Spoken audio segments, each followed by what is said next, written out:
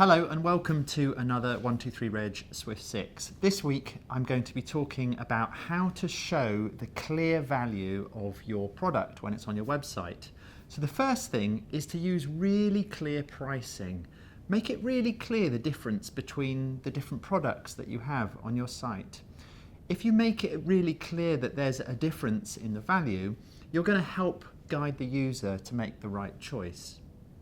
If they're really similar, what you'll often find is that users find it hard to make a decision about which one is right for them, and then often they will choose to be immobilized by that and actually leave your site. So make the difference in your product or your service pricing really clear so they can obviously see which one is the right one for them. The next thing to try is something called anchoring. So this is the principle that people rely on the first bit of information that they see when they make decisions.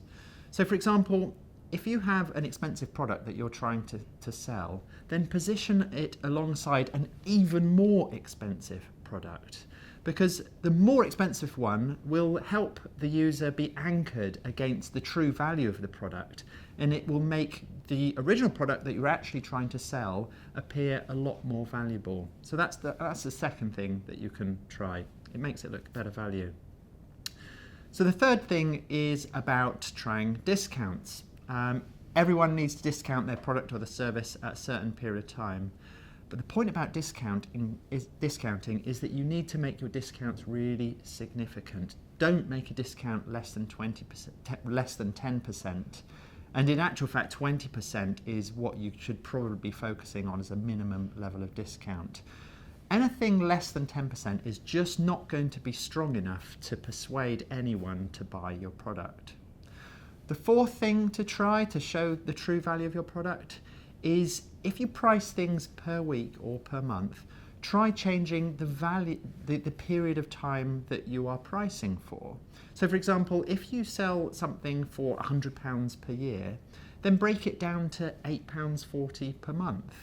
So there are lots of studies that indicate that people are prepared to pay less for a shorter period of time, even if in the end it ends up costing them more or the same over a longer period of time.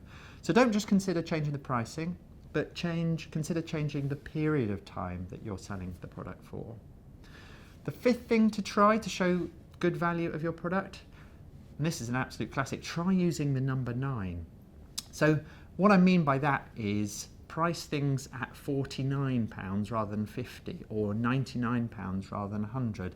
There are countless studies that show, even though that this difference is tiny, it has a significant impact on the likelihood that someone is going to choose to buy your product. They focus on the first number within 2 digits rather than the second number, so try using that 9.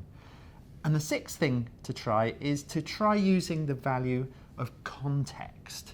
So there are lots of studies that show that people will pay more for the same product if they see it in a certain place rather than another one. So for example, that's why you see some supermarkets really craft their environment and make it appear really sophisticated, expensive, luxurious, and other supermarkets might sell the same products but just simply pile them high.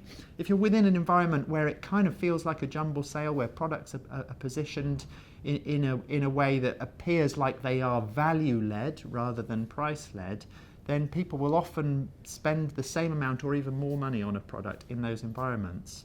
So if your site is really easy to use and if it oozes professionalism, then you're positioning your brand in a premium way. You're emphasizing with your design and your style that you're selling a product that is really valuable and going to be worth a lot to your customer. So you should, in fact, be able to charge more for your services.